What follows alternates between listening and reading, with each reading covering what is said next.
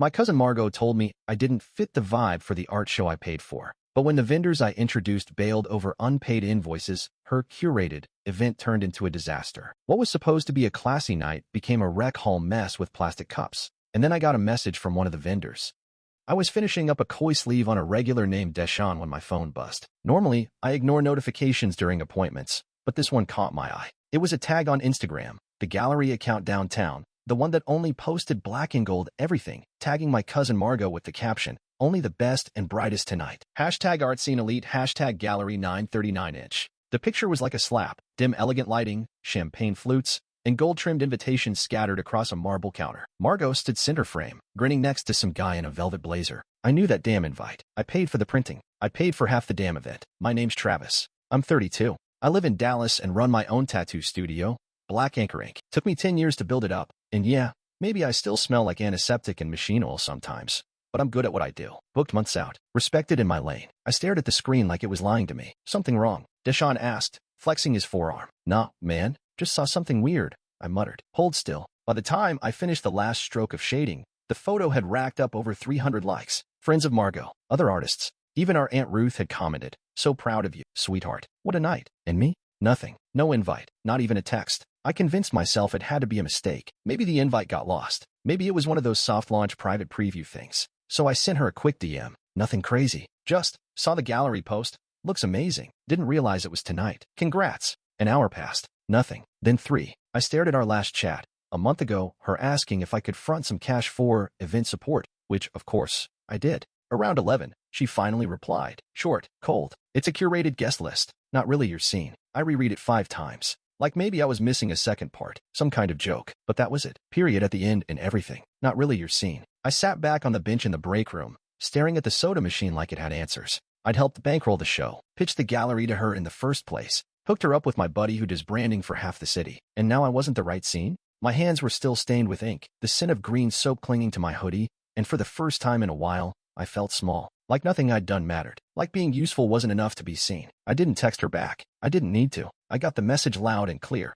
Margo didn't always think she was too good for me. Back when she was broke and trying to get into art school, I was the one slipping her 20s at family dinners and pretending I'd found them in my hoodie pocket. I remember the day she got into that arts program at UT Austin, cried on my couch for an hour straight, then asked if I could help her with the deposit. I covered the whole semester, quietly. Didn't even tell our Aunt Ruth, who was always broke but loud. Back then, my own life wasn't glamorous either. I was working out of a shared shop in Oak Cliff, doing flash pieces on walk-ins just to cover rent. The shop had one fan, no AC, and smelled like sweat and bleach. But I loved it. Every time I etched a line that came out exactly right, I felt like I was building something, brick by brick, needle by needle. Margo used to come by, plop down on the busted recliner in the corner, flipping through my sketchbooks while eating convenience store snacks. "You should do prints," she said once, holding up a design I'd worked 3 nights on. "Your line works cleaner than most illustrators I've seen." I laughed. "Nobody's hanging flash skulls on their wall, Margo." She smiled. "You never know." I remembered that version of her, the one with chipped nails and a sketch pad full of charcoal smudges. She used to call me her big cousin and accidental patron. Said I was her grimy little lifeline, like it was some badge of honor. Said I made art feel possible for her. Then the money started showing up. She sold a piece at a student show for figures, then got featured in some online gallery for emerging Southern artists. Her clothes changed. Her captions got more polished. And she stopped showing up to the shop altogether. I didn't think much of it at first. People grow. I figured maybe she was just busy. But then there was that time at the food truck festival, maybe 2 years ago. I spotted her in line with her art friends, soft voices, perfectly mismatched outfits. I waved. She saw me, and I watched her look away like she didn't. Full-on ignored me while I stood 10 feet away. Later she texted, "Sorry, didn't see you." It was chaos. It wasn't chaos. It was clear, just like the ghosted messages, the short replies, the sudden way she only posted photos that looked like magazine ads. And now this, a full-on erasure. That night, after she sent that "not your scene" text, I sat in the back room of my shop, scrolling through the gallery's tag posts. Champagne glasses, polished heels, painfully curated smiles,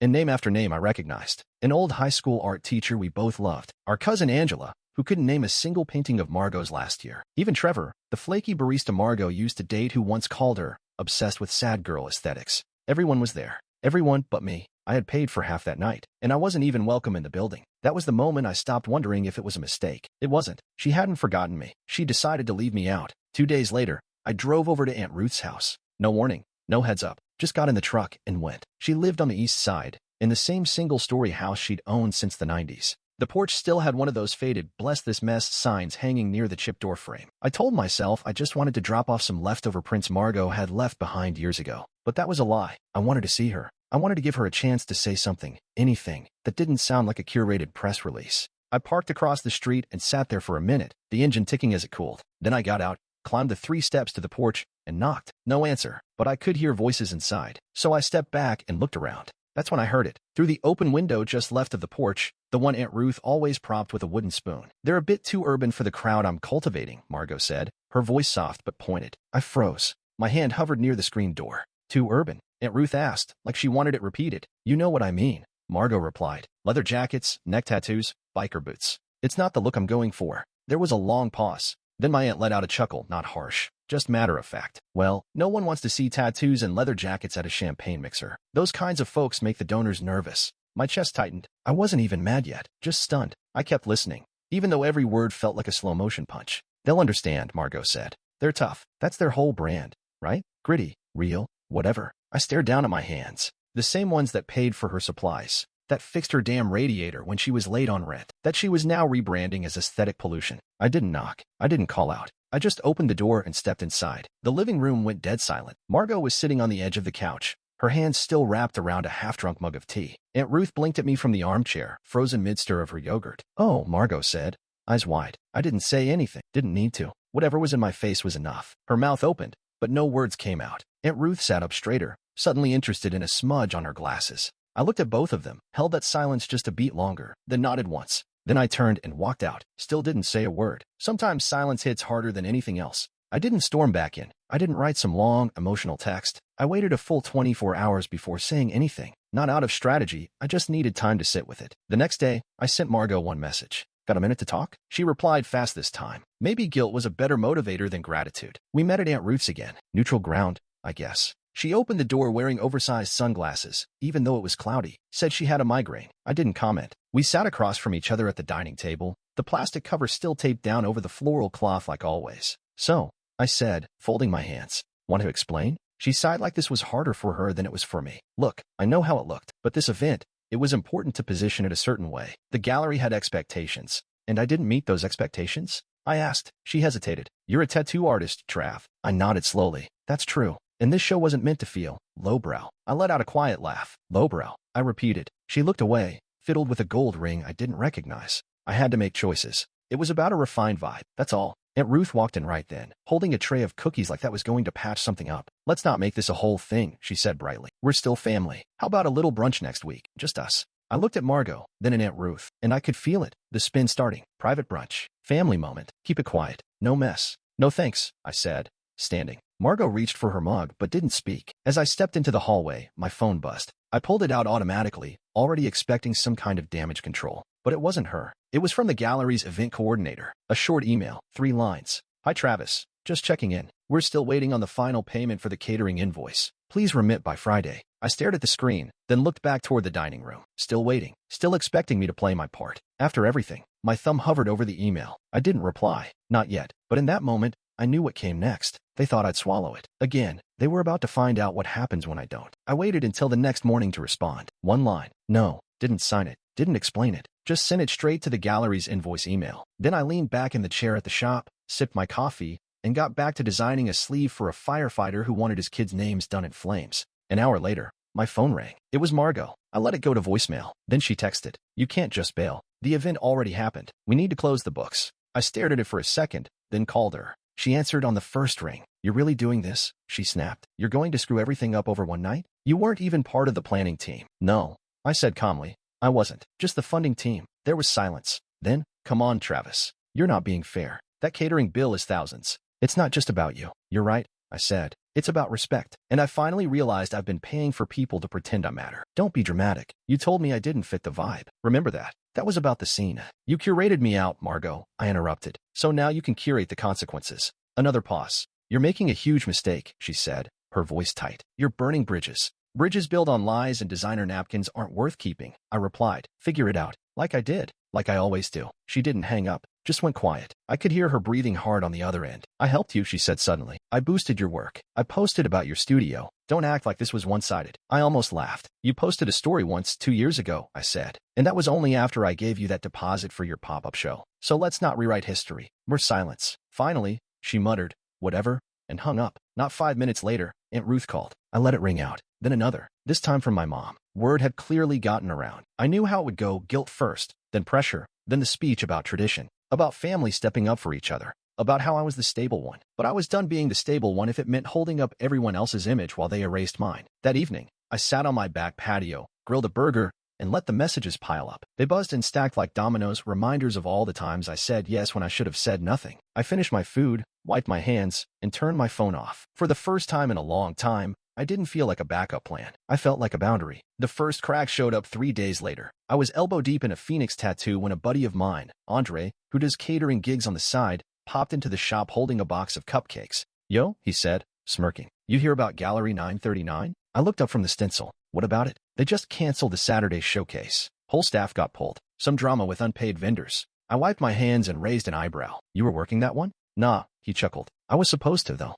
Got a weird email yesterday. Said they were restructuring the experience. That's usually code for someone bounced a check. I just nodded. Didn't say a word. Didn't have to. Turns out, that final invoice I refused to pay wasn't the only one hanging in the balance. Once the catering company pulled out, the florist followed, then the sound crew, then the backup venue coordinator, all people I'd introduced to Margo at some point, either through work or favors. Without the last payment, they all backed away fast. By Saturday night, the guests, some of whom had flown in, arrived at a locked gallery. The main doors were shut. A wrinkled sign taped to the glass read, "Due to unforeseen circumstances, tonight's event has been relocated." Relocated, as in, shoved last minute into a dingy community rec hall 4 blocks away with bad lighting and fold-out chairs. The photos trickled out slowly on social. The once polished gold aesthetic was gone, replaced by plastic champagne flutes, wrinkled tablecloths, and bare walls. Someone tried to make it cute by calling it minimalist, but you could see the panic in the backgrounds. You could see the chaos. Margo posted a story that night. Sometimes art is about resilience.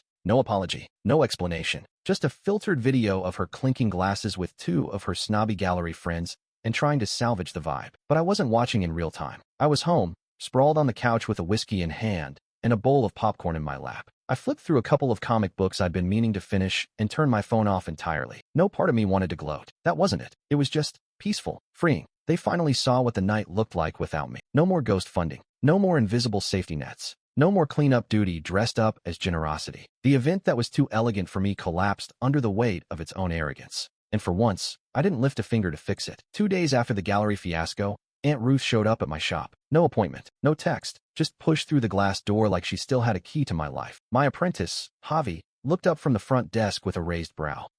You want me to tell her you're booked? I shook my head. Nah, I got it. She made a beeline straight to the back, heels clicking against the tile like some kind of judgmental metronome. She had that tight-lipped smile she always used when she was pretending to be calm. Hi, sweetheart, she said, voice dipped in sugar. Ruth? I nodded, not offering a seat. She glanced around. Place looks busy. Thriving. We're doing all right. She let out a deep sigh, the kind that's supposed to carry all the weight of a family legacy. Look, Travis, I came to talk, not as a messenger, just as someone who loves you. I crossed my arms. So talk. She softened her voice even more. I know Margo hurt you. She's embarrassed. She didn't expect things to go sideways like they did. She expected I'd pay for it anyway, I said flatly. Ruth didn't deny it. Instead, she tried a new tactic. You've always been the strong one, the reliable one. That's what makes you special. You've got grit, backbone. That's why we admire you. Funny, I said. I don't remember being invited to be admired. She blinked. That's not fair. No, I said. What's not fair is being used for years and then cut out when it's convenient. What's not fair is being told I'm too urban for an art show I helped pay for.